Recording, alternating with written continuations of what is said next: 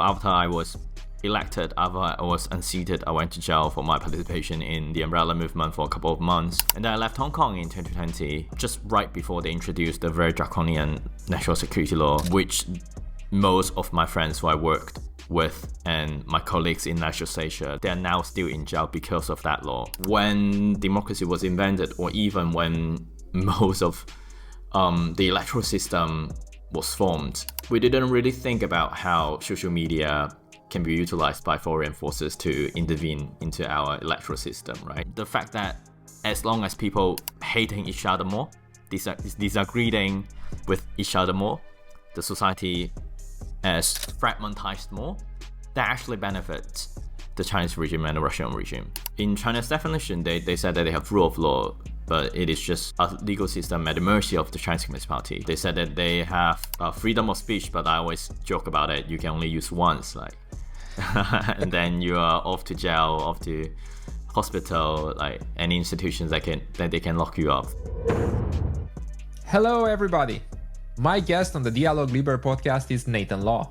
Nathan has been named as one of the most influential people in the world by Time magazine and was nominated for the Nobel Peace Prize for his work fighting for freedom in Hong Kong, where he was a leader of the umbrella movement and was elected as the youngest lawmaker in the city's history. Today, we're discussing about how countries like China and Russia weaponize social media to dismantle democracy, the lessons learned standing up to an oppressive regime, and why freedom is worth defending despite a very high cost. I'm Theodor Kataniciu. I hope you enjoy this conversation.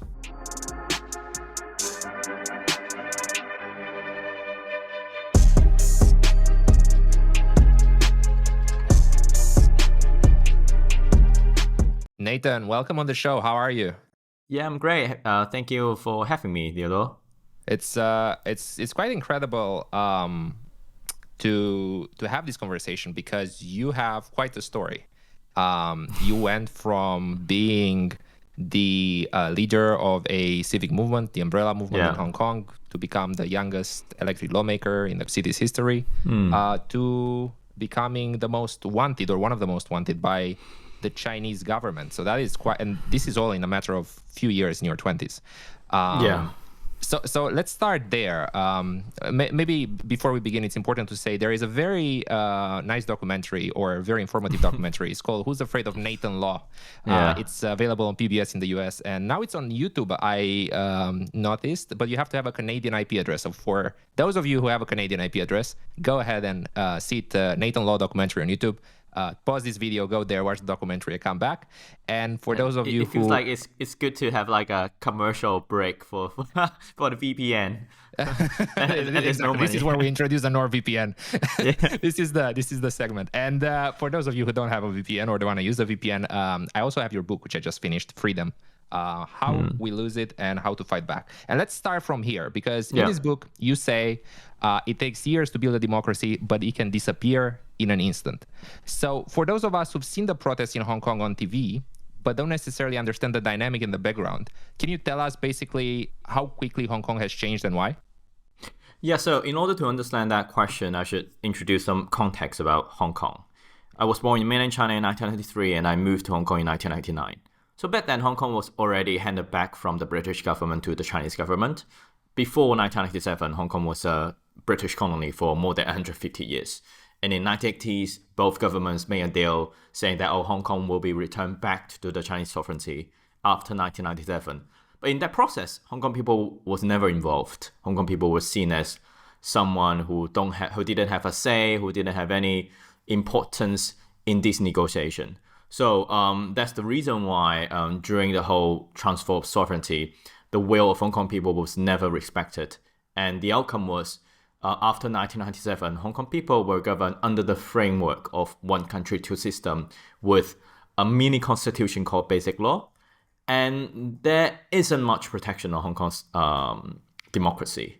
And that is a direct result of Hong Kong's absence, Hong Kong people's absence in this negotiation. So after 1997, there was more or less a honeymoon period of time, because in our constitution, it says that Hong Kong would gradually to achieve democracy on top of our civil society, freedom of speech, rule of law. But they never tell us when is the time? What is the roadmap, and how long does it take? So there have been a long period of time of Hong Kong's democratic movement was to demand the Beijing government to give us the time, give us the roadmap. But eventually, in the year 2010, 2012, 2014, that was the time Hong Kong people were fed up, and they really wanted Beijing to honor these promises, giving a democracy and freedom. And that was when the time I was finishing high school and stepping into university, into college. And so at that was point, the time. If I understand correctly, Hong Kong was having a free press, was having rule of law, was having freedom of expression, of assembly. So while it wasn't a full democracy, there wasn't like a universal suffrage, there were many of the liberties we associate with liberal democracy in the Western world. And then at some point, you decided you couldn't stay silent anymore. What happened? What changed in the situation? Definitely. So when I was like as a freshman in college, but then Hong Kong still had this like half quasi-democracy, that we have half of the seats in the legislature were elected by popular election, and Beijing appointed our chief executive, which is the leader of the city. People demanded more. People demand full universal suffrage, and that was the time when this big, massive civil disobedience movement emerged. In 2014, I led one of the most iconic civil disobedience movement in Hong Kong's history, or even in East Asia's, the Umbrella Movement. Hundreds of thousands of Hong Kong people occupied the major runways of Hong Kong for 79 days. So it's just hard to imagine, like Hong Kong was portrayed as a very peaceful, like very obedient city, and people are economic animal, and it was one of the largest financial hub and economic center. And just a glimpse, like the place turned into a hub for civil disobedience that brought a lot of shock to the wider city, or even to the rest of the world. And that's how my journey as a human rights activist, as democracy activist, emerged. Now, why is it called the Umbrella Movement or the Umbrella Revolution? How were umbrellas used? So I was a part of this student organization who was seen as the leader, but we didn't come up with the name. It was actually being named by, I think, Time magazine or some other foreign journalist, when they see Hong Kong people using umbrella to resist baton, resist pepper spray, and that was like the only item that we use in this really peaceful civil disobedience movement. Because like, try to imagine, Hong Kong is in a tropical weather. We rain a lot, and it's really reasonable for every Hong Kong people to go out and bring an umbrella, which I seldom see it in the UK. But in Hong Kong, it's like everyone brings it. So whenever like there is such a ad hoc and improvised protest emerged, and people wanted to shield themselves from this pepper spray and other attacks from the police force, umbrella became a very handy tool. Oh, so they actually use the umbrella. They put it in front of the pepper spray. Yes. Oh. Like you can see scenes of umbrella shields, like tens of people coming together using umbrella. It's like a Roman shield format, but like it is in umbrella form. So this is why how the name was formed. But nonetheless, like that was really the first time of massive civil disobedience movement, and that was like Hong Kong people's will to fight for democracy. And we're talking today about Hong Kong, but of course we are talking about Hong Kong in a wider lens. We're trying to understand, because freedom is under attack in a lot of places today. In my own country, in Romania, there have been a lot of discussion about freedom. Recently, you might have seen on the news, probably the BBC has covered this in the UK, where the first round of the presidential elections here in Romania were annulled because there were intelligence reports that there was Russian interference in our elections. There was vast amounts of money used on social media, especially on TikTok, to prop up a candidate that no one has heard of before. He wasn't in the polls, but he kept the party line that Russia and most likely China liked to hear here in the eastern part of Europe. So I'm trying to get the lessons that probably we should heed here. What were the warning signs there? What were the basically the similarities of what an authoritarian government was trying to do to undermine freedom in Hong Kong, that maybe we should be on the lookout here in Romania in this time? Yeah, I can share my observation with my personal experience. Even though I think there are some differences in between how they intervene, but definitely it's worthwhile sharing. So after the umbrella movement, I formed my political party. I ran an election. I became an elected member of the parliament, the youngest one at the age of 23. And soon after that, Beijing introduced a new constitution change in order to unseat us. So they basically said that when you were taking the oath, you were not solemn enough to the country, so that you'll be kicked out of the council. It was seen as like a really intrusive action violating our rule of law.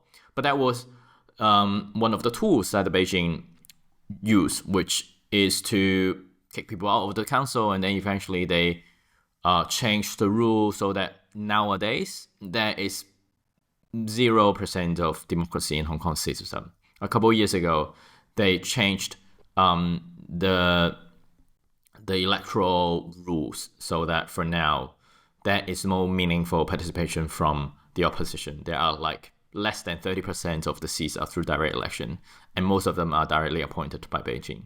So one of the toolbox that it will use is definitely much more brutal, much less sophisticated, which is changing the rules, making a legislature meaningless and like a rubber stamp in Beijing in the People's Congress. But some other methods would, of course, incarcerating opposition camp and also running really sophisticated campaign on kind of like wanting them, on smearing them, on a lot of different things in combined. But the things that we've observed in Hong Kong is because Beijing has direct control over Hong Kong. It doesn't have to be like a secret, covert social media campaign. They can just give orders to the Hong Kong government on what to do, and they would execute. So it's a bit different, but like at the end of the day, this is a big questions that we all have to think about, right?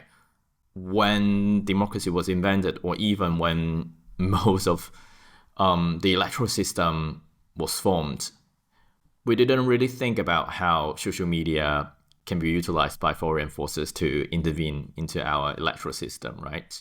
We have like laws preventing foreign forces to campaign for certain candidate, but like when the law was introduced, people back then could have never imagined how omnipresent social media is in our daily life now, and how we catch up on that. And is there do we have to make compromise in between the openness of democracy to kind of defending us from these authoritarian regimes abusing our system? I think a lot of discussion is in place, but like the system of Hong Kong, the example of Hong Kong, may not provide a good lens, but like I think the situation of Taiwan can definitely provide a much better lens on how we deal with the Romanian situation, or how we deal with democracies being intervened with this modern day technology. Yeah, we are definitely. We're not gonna get bored in 2025. Let's put it this way. We're recording this the week after Donald Trump became again the president of the United States. It will be very interesting to see the line he takes. It seems on the first appearances that he took kind of he's surrounding himself with pretty hawkish people on China. The new Secretary of State is banned in China. I think they'll meet on Zoom like this, probably. I don't know. They'll lift this restriction. But I want just like for a second to say this, because from your book, I never realized that the Chinese constitution, which is like a wonderful document, by the way, I read that it really looks and sounds great. It's like almost like I want to live, in China. It says, it promises freedom of speech, assembly, and press. There's a whole article about that. And so how does a regime like China use the words that liberal democracies use, but then use them to oppress instead of, free people? So a couple of years ago, when Biden's administration, they held the first democracy summit, the administration invited me to speak as the only Hong Kong representative. And a couple of days before my appearance, the Chinese government came out and issued a white paper specifically targeting this democracy summit, saying that China is the democracy that works. So basically, they're saying that China's democracy is the most efficient one, the most accommodating people's voice, and democracy in the US, in UK, in Europe are hypocrisies. And that's how they fight or compete against these legitimacy of noble words and systems, as we are used to in liberal democracies. In China's definition, they said that they have rule of law, but it is just a legal system at the mercy of the Chinese Communist Party. They said that they have freedom of speech, but I always joke about it. You can only use once, like, and then you are off to jail, off to hospital, like any institutions that they can lock you up. They said that they have democracy, but the democracy never has any election. It's just in intra-party political fights. So at the end of the day, the extensive use of China, the extensive use of these universal values in quote-unquote China's or socialist values addition is a form of double speech, the way that we understand from the Orwellian world in 1984. But it's just much more sophisticated. And the idea of blatantly lying and not taking any responsibility and lying with full immunity is actually a demonstration of power. So they've done it time and time again, domestically and internationally, in order to just strengthen the outlook of these authoritarian power. And that of course like serves part of the purpose of them establishing this authority. But on the other hand, liberal democracies become much more united to fight against them, because they also don't want these these ideologies being abused in that way. So it actually has some certain backfire to the Chinese regime by doing so. I mean, you can look in Russia's war in Ukraine has led Finland and Sweden, right, to join NATO. Countries that otherwise would have been sort of comfortable outside of it. I think that is true on one hand. On the other hand, it seems to me that Russia and China and their satellites are trying to kind of wage a war on reality, to use social media to inflate the issues that we have in the Western world, from social justice topics to whatever polarizing themes they can find. Yeah. While on the other hand, presenting themselves as more efficient. We handle COVID better because we have clear line of command, whereas we obviously don't know for sure because there's no data coming out, but we know there's been large catastrophe in the wake of COVID in China, more so than in the democracies that supposedly move slow. Let's narrow down a bit here, because Donald Trump just extended with 90 days the TikTok ban in the United States. Yeah. There's a bunch of U.S. congressmen who believe that TikTok is used systematically to spy and influence basically the U.S. public. Where do you fall on this spectrum of, should we ban TikTok, or should we regulate TikTok, or should we just leave TikTok as it is? How do you see TikTok in Western world? Definitely, TikTok serves as a big national security threat. There are, of course, people who say that there are conclusive evidence of them already manipulating the algorithm, but there are people saying not. But at the end of the day, it's difficult to tell because it's not something that are publicly available, and it's difficult to draw a very definite answer on that. But what we can see is there are multiple reports showing that actually TikTok workers, they don't know who to report to. Like, there are a few whistleblowers saying that they often get orders from mainland China and they have to report back to them, which is strange because on paper, TikTok and ByteDance, they don't really have this administrative or managerial relationship. Like, TikTok is a company that is based on San Francisco, then they should be only answering to staff from the US, and they don't have any operation in mainland China, even though we know that it's just like international version of Douyin, which is like the Chinese version of TikTok.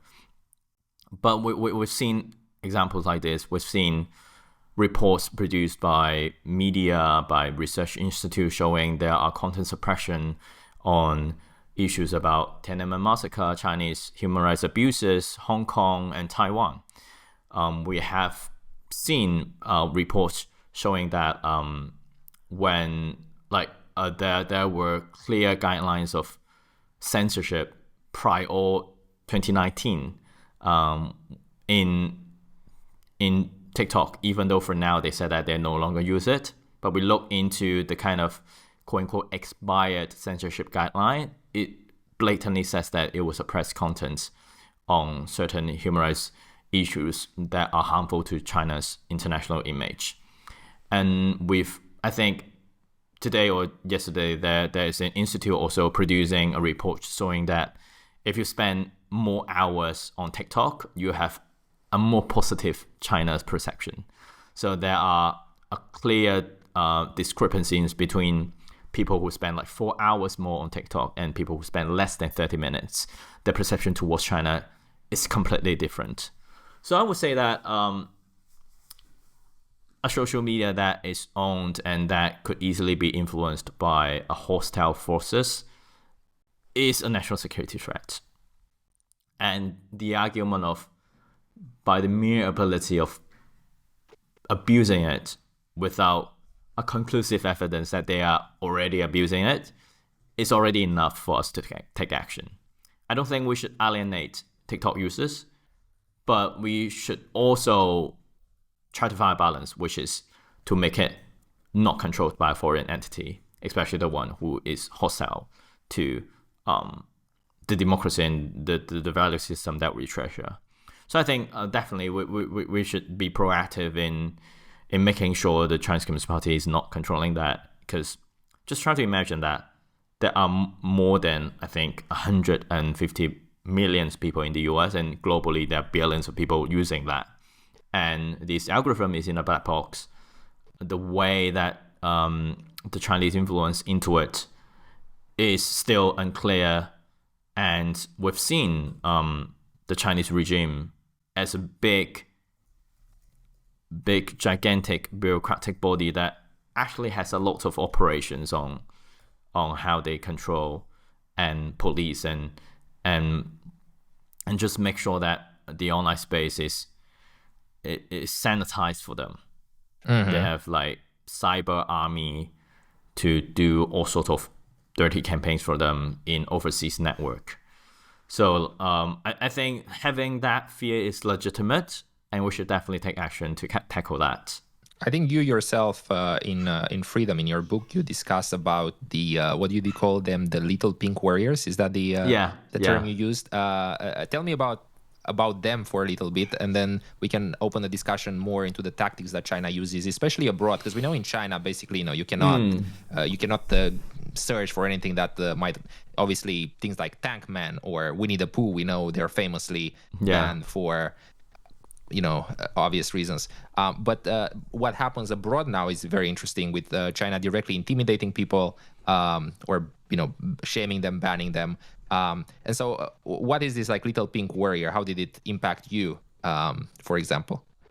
So the little pink warrior is referring to the group of netizens who are really blindly following the national narrative of the Chinese Communist regime, to a degree that they will actively attack anyone who deviates from them. So, for example, if a Taiwanese on the internet saying that Taiwan is independent, then all these little pink warrior will flow into the comment section and scouting at him or attacking them. So that is a tactic, not necessarily orchestrated by the regime. Of course, there are paid online content patrol members of the team, but also there are a lot of Chinese citizens. They have been quote unquote brainwashed to follow that kind of national narrative, and then they were educated that they have the responsibility to go after people who think differently from them, and that's what they do, even though they're overseas. I think China's tactics, of course, in terms of interfering into other countries' politics or the playbook from Russia, even though I'm more familiar definitely to the Chinese way of doing things, is really simple, which is trying to divide and destabilize the country. They don't necessarily have any ideological preference. They just hope that they can maximize how polarized and how divided the society could be. Like, for example, there are lots of evidence showing in the discussion of like racial justice in the US, in the discussion of gender equality in the US, the influence of the Chinese regime they will find like a spot that can trigger the most division in the country and maximize it. So we see a lot of evidence of them coming into the debate, trying to provoke each side and make each side hate each other more. They don't necessarily support the kind of rights movement or like more conservative movement, and we see them all over the place. The fact that as long as people hating each other more, disagreeing with each other more, the society as fragmentized more, that actually benefits the Chinese regime and the Russian regime. So like all these campaigns, they're not ideological driven, or they don't really have a coherent stance, and sometimes they even will have stands that are contrary to their country's value, quote unquote. But they still do it because that's the way to destabilize democracy societies.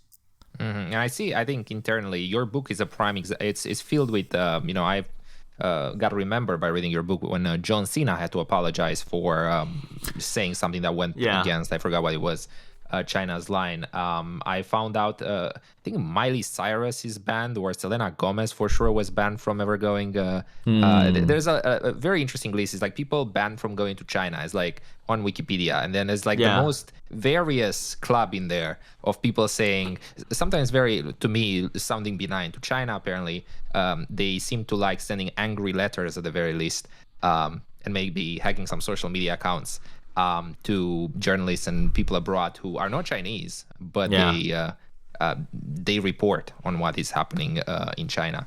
I've also, from your book, I found very interesting how they use the anti-corruption laws to basically get rid of political opponents and jail anyone, because in a corrupt country, it's very difficult to be completely clear. And even if you are completely in the clear, there is always suspicion from the other people that you're not. So do they use... How does that work usually? I'm assuming tax irregularities, sexual misconduct, are those the lines that the Chinese usually take when they want to get rid of anyone they don't like in the name of anti-corruption? So in mainland China, yes, you're right. It's a very corrupt country. And I think in the past years, there has been thousands of cases of them. The only thing that we know is none of Xi Jinping's close allies are being prosecuted or are the victims of this anti-corruption campaign.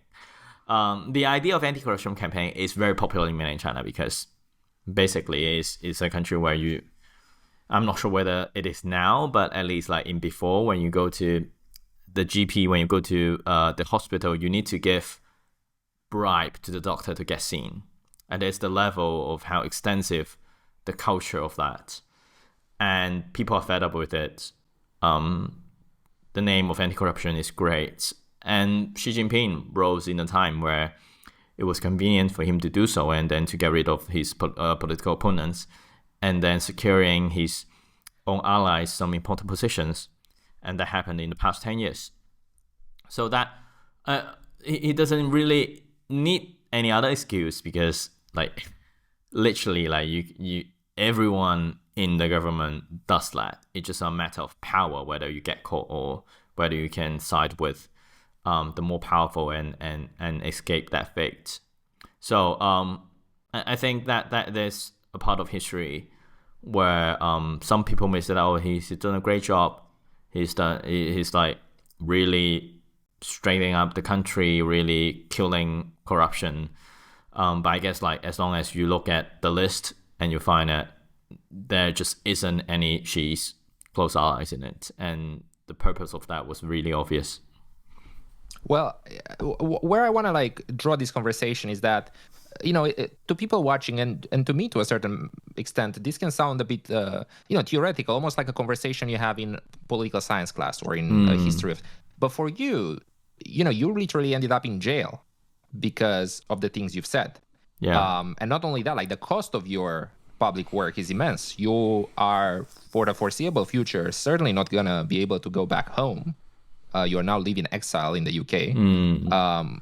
You probably can't see your family. Some of your friends and partners are now in jail for an indeterminate amount of time in China. Do you maybe, sometimes regret you took this path? Like, do you sometimes think, man, I should have just like followed the CCP line, get a big job with nice status and a good pay and, just keep my head down and live my life? Do you regret going this path?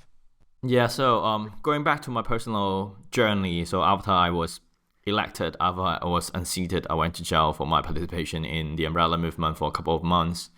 And then I left Hong Kong in 2020, just right before they introduced the very draconian national security law, which most of my friends who I worked with and my colleagues in South Asia, they are now still in jail because of that law. They're still in jail today, 5 years later. More than 4 and 5 years later, they're still in jail. And I mean, that experience of you were how old were you when you were sent to jail? I was 24. And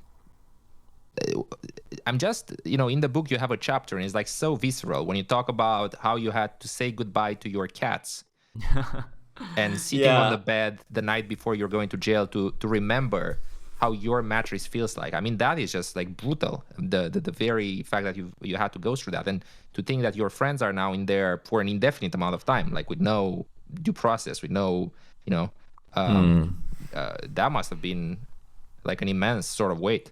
Probably still is. Yeah, I would consider myself lucky. I only served a couple months.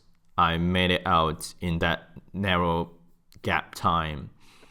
And most of my friends, some of them, they still have to spend a couple more years. A couple of weeks ago, there were a verdict of them finally.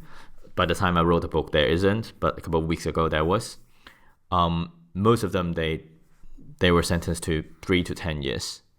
And some of them, they still have to spend at least 2-3 years before they can come out. So just try to imagine, like, what they did was they organized a primary election and participate in it and trying to get the majority in the council. While the government says that if you wanted to get a majority and then you wanted to reject government's budget, you are committing a subversive actions. And because you wanted to paralyze the government, and you're anti-China by default. So that's the reason why they got sentenced to up to 10 years. And it's unimaginable for anyone who lives in democratic countries to see that coming. So for me, that's really tough. I just left before this piece of law was introduced, and I landed in the UK. I got my asylum status in 2021, and I'm still a refugee, so I have a lot of restriction on travel, etc. But I consider myself lucky. At least I can be a nice office, like talking to you. Most of the friends that I work with, like a couple of the student leaders that I work really shoulder to shoulder in 2014, when they were in jail and they are still is. So it's a really tough moment for you to process and go through. I can only imagine. And so, did you like? Was this like a dream of yours to become a politician, or how did it happen that you were the one to take leadership? Like, did just life throw you in the sort of right moment of history to act? How did that happen? Yeah, I guess like I always answer the question whether I regret or not in a way of trying to put myself into the shoes of the Doctor Strange, like, in the Infinity War, like he portrayed thousands of futures and pick the one that's the only one that they can win. And this the kind of feeling that I have, because I do these mental exercise, and the conclusion that I have is this is the most meaningful life that I could have ever been. There were lots of sufferings, there were a lot of downtime, you're facing a lot of pressure, and your friends suffer a lot. But if life is about meaning, that this is the most meaningful that I can be. Just try to imagine, like, I grew up in the poorest part of Hong Kong. So my mom and my father came to Hong Kong in the late 70s as a smuggler. But then they have a policy: when you reached to city center without being caught by the patrol police at the border, you get citizenship. And that's how he did that. And it was a really daunting boat ride, like 3 days boat ride.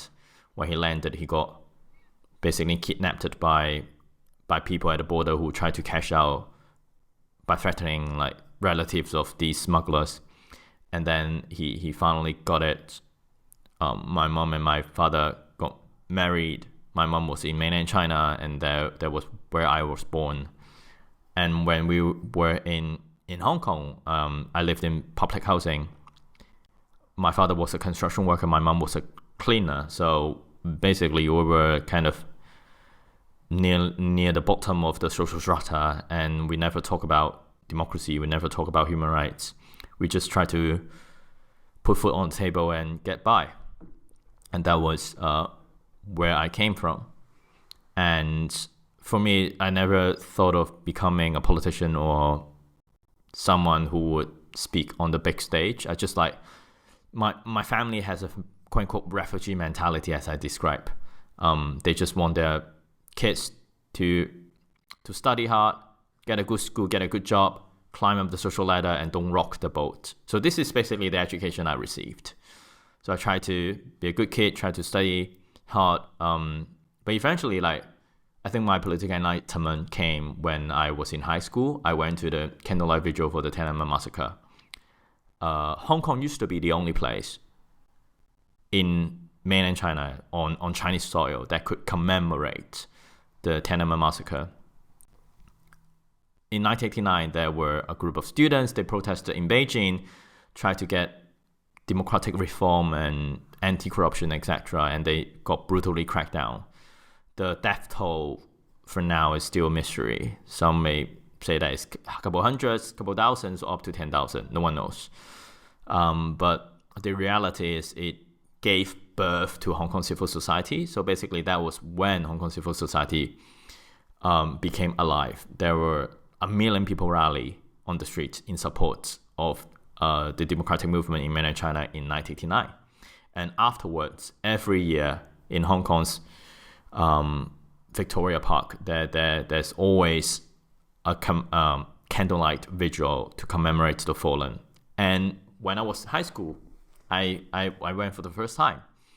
I felt like when I looking at the screen, looking at this material, those people who look like me, who were really doing these brave acts, that kind of inspired me to do more in Hong Kong. So that was really the start of my journey. And then I was involved in student organization. I was elected as a representative of my university's student council. And but then I still felt like it was just 1 year thing, because our term was just 1 year. Like I never wanted to stay on. I just wanted to do something and then go back to my study.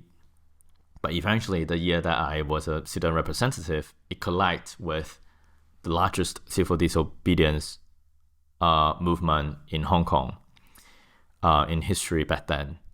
And I became a public figure. And that's when I felt like it's difficult to go back. I just have to carry people's hope and trust and then walk the road. So that's, you could say that, like, it is such a unexpected journey for me. But life is about unexpected choices. Like, most people, they go through their lives without like with like go through the lives that they were not planned for it. Like it's just for me, it's just like it happens to be being involved in social movement in a critical moment, and I become a public figure. It's this is a very interesting topic to pivot into for a second. Meaning, and especially there's so many young people today that feel a bit lost. They don't know what work should they do so that they have meaning in their life. They don't know in what ways or what they can do to have a positive impact in their communities. And so just a few thoughts I picked so far from your story, and please kind of follow up with your practical advice if you have any for not even young people, for just humans looking for meaning. But you didn't have a grand plan. You sort of went with the flow to where your interest led you, and then you responded to a challenge of your time, of your community. So in a way, you didn't sort of do this very intrinsic internal look to find your true self. You mostly looked around you and the problems and what the society you lived in needed, and responded to that. Do you have any other sort of ideas or lessons you've learned that could help someone who's looking for meaning in their life today to maybe an experiment or a way to think about it, to try to find it? Yeah, I think, first of all, get involved in a community, in any kinds of it. Some you may find it silly, some you find it just for a laugh, but like try to get involved in a community and commit yourself. I think this is really important. Life is not just about work and earning money or like career. It's about finding a group of people that you feel comfortable spending time with, and it ignites your passion. So I think like any kinds of community, board games, community games, badminton, fencing, like anything, just try to get involved. And I think for me, like one of the particular lessons that I've learned during the time of me involved in this great campaign is you don't really have to pour everything of you into the goal to become an activist. You can just like devote 10%, 20% of your time. For me, like becoming an activist, finding a purpose in achieving a goal is about dedicating your part of your life into the collective pursuit. I think many may misunderstood the idea of being an activist, like you have to give up everything, you have to just focus on one thing, and then you ill-treated your family, you just like don't care about them, you just like raise a focus on that. It's not something that I imagine. Like I think for me it's much more helpful for us to find our passion and know what our strengths are, and then to just combine them. For example, I got so much help by professional designer and graphic designers and directors in my election campaign. Without them, my graphic won't be as good. My promotion, like the advertising strategy won't be as good. And I think those people, they share the same beliefs as I, but they just like grow their own talents, they follow their passion, and then in the right time they will combine those two things and then just make the situation better. So I think having that skills is really important. Don't force yourself into somewhere that you don't want to be, but also like keep part of your life, part of your thoughts, part of your resources onto something that you find it inspiring, no matter what it is. That is powerful. The basically advice is to join a community, and you don't have to do it like the American way where you have to kind of be obsessed like Mr. Beast, be 18 hours a day on top of your YouTube channel. You can do it for 10% of your time, for whatever you have available. I think that is really good advice. A lot of times we try to solve these problems in our head. We stay at the table and, okay, what am I good at? But unless you go out into the world and see what feels meaningful, well, thinking won't get you there. And I think like most those like light bulb moments of inspiration, you get it randomly. Like you just have to be exposed. You just have to try to go out and get the feeling. I think so. Another thing I kind of want to find out about your perspective is you're obviously a public figure, and a lot of times, people say if you do something that matters, there will be people who dislike you. Like no matter what you do, there will be, if you walk on water, people will tell you, Yeah. you're snobbish because you don't swim, or or you don't know. I think Tim Ferriss, the American author, says that whatever you do, you should expect 30% of the people to really like what you do, 30% of people to not care, and 30% of people to really dislike you. And that's kind of a universal law like gravity. You should expect it. But how did you, obviously in a very political environment where there's very strong opinions, how did you grow thick skin, or how did you manage the wave of negativity that inevitably came at you at some point? I always say that if you want everyone to likes you, you should go sell lollipop. Like you shouldn't be involved in politics or anything alike. It's a very contentious topic, and for me, definitely, the very first thing you need to know is how to identify critical, like comments, negative comments that wanted to destroy you, or constructive comments. Like for those criticisms that wanted to destroy you, the best thing is to ignore it. But for those constructive comments that wanted you to be better, you should spend time and study it. This is my basic layer of dealing with different opinions. And then you just have to be humble, you just have to be receptive, because especially you're a public figure, that you amass resources that's basically using other people's trust and belief in you, and you are leveraging them to achieve a political goal that are supposed to be commonly agreed. So I think like being really humble and just keeping yourself in sync with the community, going to see what they're doing and being with them, I think is also really important. But at the end of the day, like for me, it's also, I'm not a particularly outgoing person. I will always say that I'm an introvert. I have a very different public and private persona. Like on the public, I can speak in front of thousands of people, being very energetic, being very like value driven. But in private, I prefer to stay by myself. I don't want to go to places that are crowded. I like playing computer games alone and then reading alone, doing all sorts of things.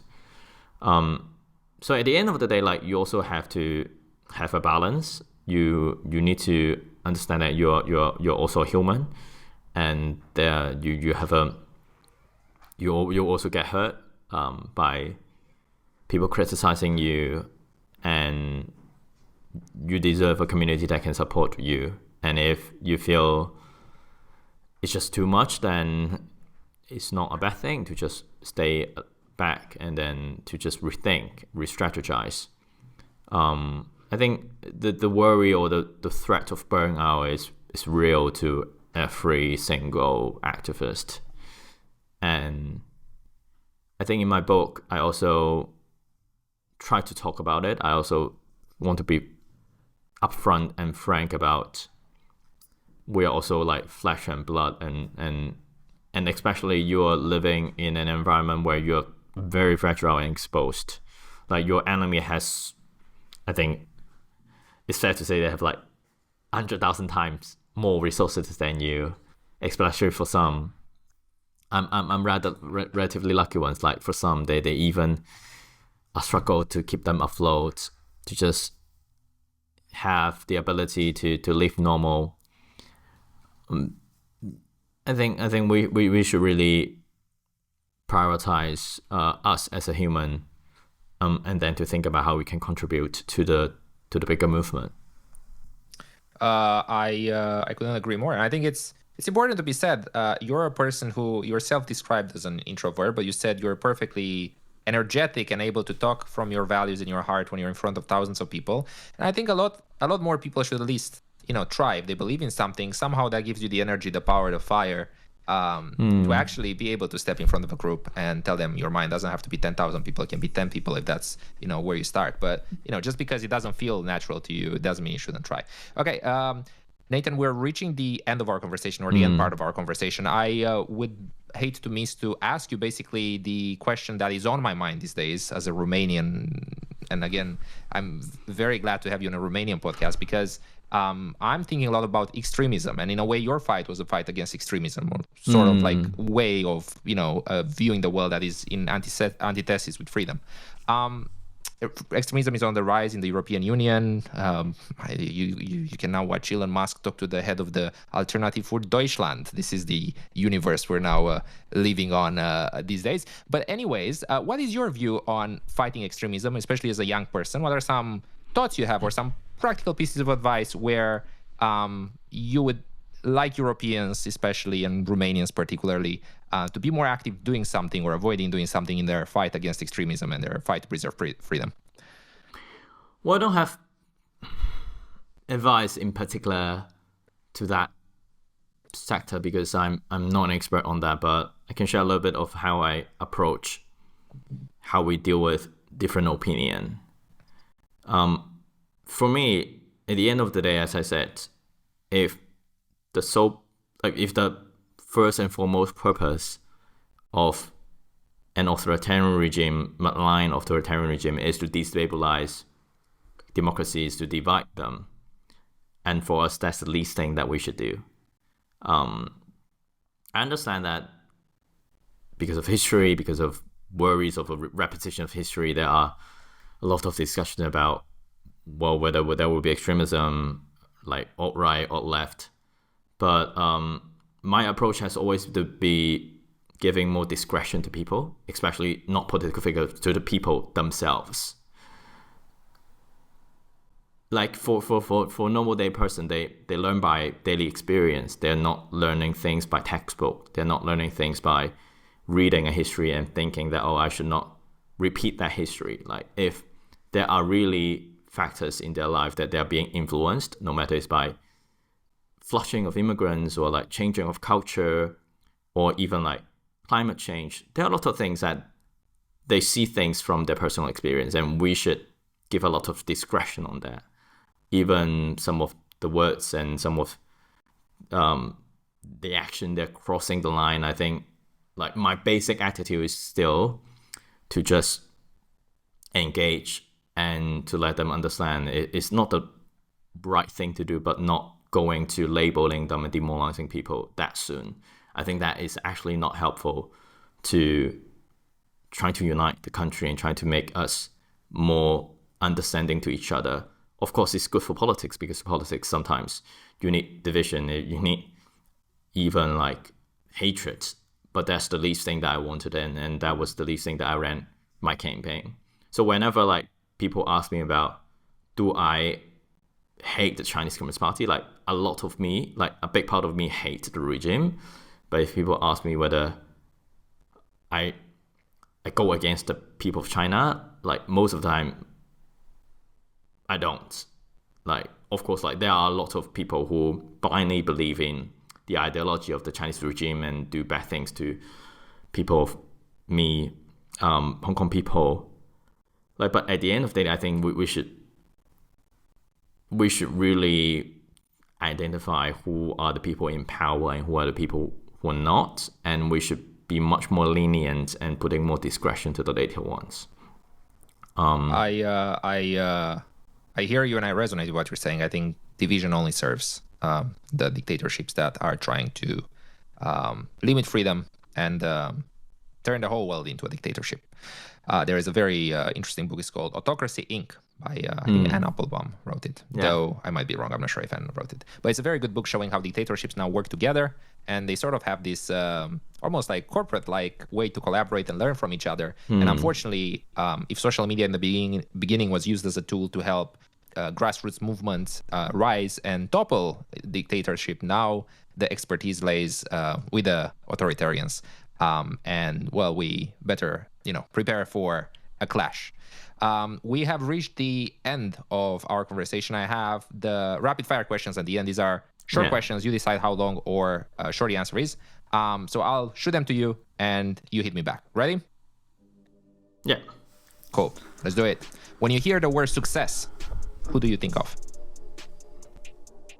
Well, this is not the kind of question that I'm expecting.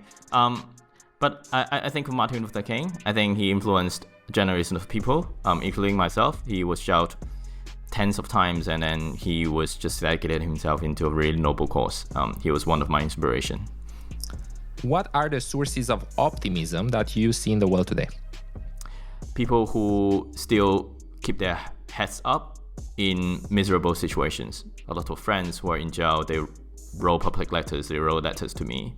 And when I read them, I know that the people lies in them, the hope lies in them.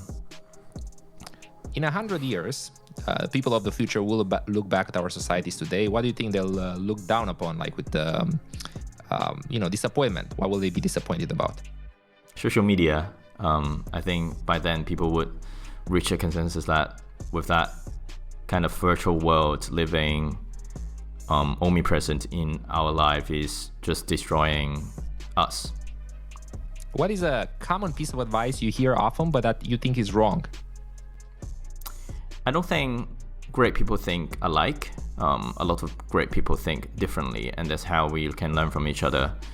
And I think that is what's good for us, especially we just need the capacity to just like engage in discussion where people just think differently and also come to a conclusion where we serve the purpose and we can make progress.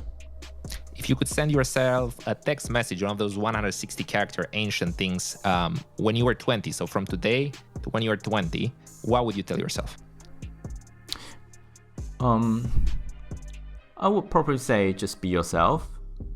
It is a very lame word, but I guess I had lots of struggles when I like stepped into the world of activism and politics. And for me, I would say that like not only be yourself, but try to value yourself by just looking into you. I just for now I also suffer a lot because I value too much how other people see me, and I don't find my inner value. So that's definitely something that I have to work on, and it'll be much better off if I started working on that 10 years ago. What is a subject you have changed your mind significantly about in the past few years? I have two. The first one is about military expense. I used to think that like no country should engage into war and the military expense should be as low as possible.